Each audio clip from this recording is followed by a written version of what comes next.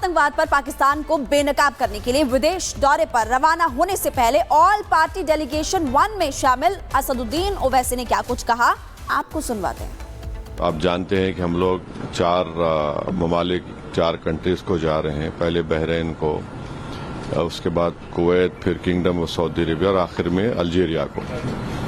तो अब जाहिर है जो पहलगाम का वाक़या हुआ, दर्दनाक वाक़या, और जो पिछले कई बरसों से आप और हम जानते हैं कि हमारे पड़ोसी देश पाकिस्तान अपने ही मुल्क से टेररिस्ट कैंप्स को चलाता है, उसकी सरपरस्ती करता है, उसको सपोर्ट करता है, और फिर ये लोग हमारे मुल्क में आकर यहाँ पर टेररिस्ट एक्टिविटीज़ करते हैं। तो इन्हीं चीज़ों को हम इन 4 कंट्रीज में जाएंगे, उनके सामने रखेंगे। वहीं पाकिस्तान को सख्त संदेश अब देते हुए भारत ने एक और बड़ा फैसला लिया है। भारत की तरफ से 23 जून तक के लिए अपने एयर स्पेस को पाकिस्तानी विमानों के लिए बंद कर दिया गया। यह फैसला केवल महज अब चेतावनी नहीं है, बल्कि यह अब एक कूटनीतिक जवाब भी है। देखिए आप।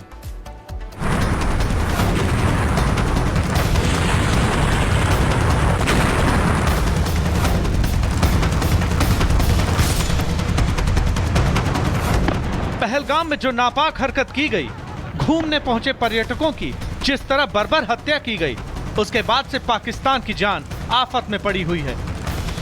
गोला बारूद और हवाई हमले भले ही थम गए हों, लेकिन मोदी अब सूखे गले और आर्थिक स्ट्राइक से पाकिस्तान को पल पल मार रहे हैं। दिन और महीना बदल गए, लेकिन पाकिस्तान पर मोदी स्ट्राइक नहीं। सरकार का यह बड़ा फैसला कुछ यही इशारा कर रहा है, क्योंकि पाकिस्तान के लिए भारतीय एयर स्पेस के दरवाजे अब भी बंद ही रहेंगे। भारत ने पाकिस्तान को फिर से जोर का झटका दिया है। अब पाकिस्तान 23 जून तक हमारे एयर स्पेस का इस्तेमाल नहीं कर पाएगा। सरकार की तरफ से जारी नोटाम के तहत यात्री और सैन्य विमान पर प्रतिबंध जारी रहेगा। इससे पहले सरकार ने 23 मई तक के लिए यह नोटाम जारी किया था। भारत के इस फैसले के पीछे वजह भी पाकिस्तान की शर्मनाक हरकत ही है। बुधवार को भारत का इंडिगो विमान दिल्ली से श्रीनगर जा रहा था तो तूफान में फंस गया। 220 से ज्यादा लोगों की जान मुश्किल में थी। पायलट ने लाहौर एयर ट्रैफिक कंट्रोल से संपर्क कर एयर स्पेस में घुसने की इजाजत मांगी, लेकिन लोगों की जान की परवाह किए बगैर पाकिस्तान की तरफ से इनकार कर दिया गया। मोदी एक्शन लेने में देरी नहीं करते। हुआ भी ऐसा ही। भारत का एयर स्पेस अब भी पाकिस्तान के लिए बंद ही रहेगा। उधर भारत के इस फैसले से तिलमिलाए पाकिस्तान ने भी अपने एयर स्पेस को बंद करने की अवधि बढ़ा दी है। Bureau report, Republic Bharat. और देखिए, सिर्फ एयर स्पेस ही नहीं, मोदी सरकार ने पाकिस्तान पर कई ऐसे बैन लगाए हैं जिसके आगे शहबाज सरकार अब कर रहा रही है। आपको ग्राफिक्स के जरिए बताते हैं कि कौन कौन से वो बैन लगाए गए हैं। सबसे पहले बात कर लेते हैं सिंधु जल समझौते की, जो कि निलंबित ही रहेगा। बड़ा फैसला ये भी किया गया है, और इसी के साथ साथ आगे आपको बताते हैं और क्या बड़े फैसले किए गए हैं जिससे कि पाकिस्तान को मुश्किलें बढ़ती हुई नजर आ रही है। व्यापार की बात करें, वो भी पाकिस्तान के साथ अभी बंद ही रहने वाला है। पोस्टल सेवा की बात करें तो ये भी रोक यहाँ पर जारी रहेगी। बंदरगाह भी बंद रहने वाला है। अटारी वाघा बॉर्डर भी बंद रहेगा। साथ ही पाकिस्तानियों का वीजा जो रद्द किया गया था वो भी आगे रद्द रहने वाला है। एयर स्पेस भी बैन किया गया है, वो 23 जून तक इसी तरह से बैन रहने वाला है। तो पाकिस्तान की मुश्किलें आने वाले समय में और ज्यादा बढ़ने वाली है, और कोई समझौता पाकिस्तान के साथ नहीं होने वाला।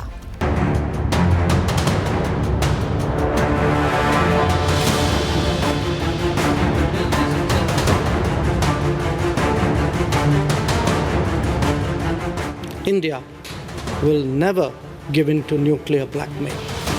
संयुक्त राष्ट्र रक्षा परिषद से लेकर अलग अलग देशों में पहुंचकर भारतीय सांसदों का डेलीगेशन पाकिस्तान की पोल खोल रहा है।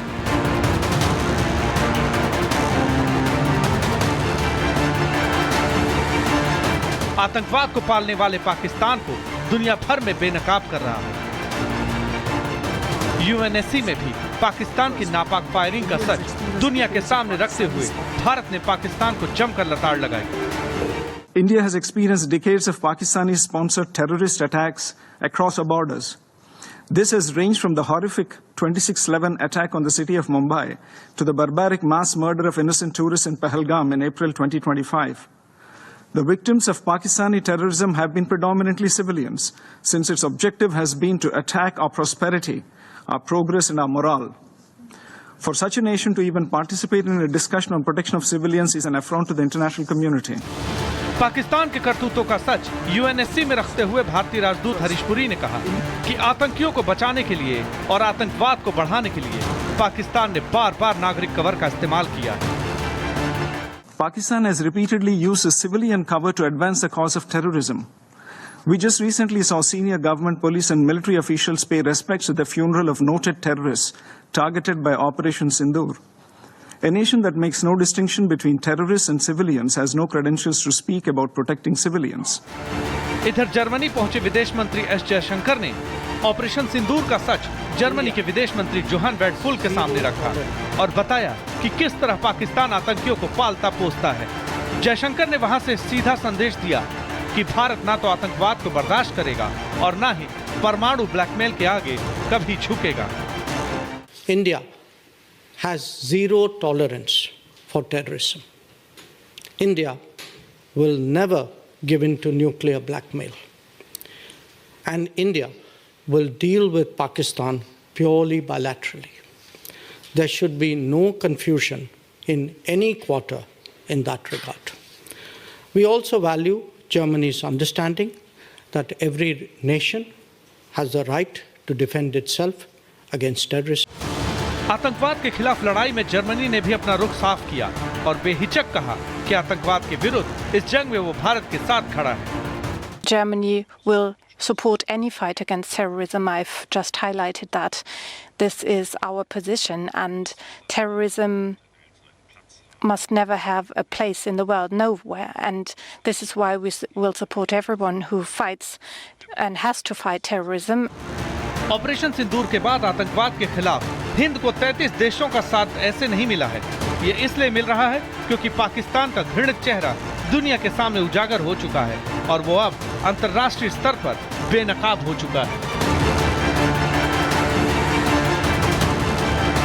Bureau report, Republic Bharat.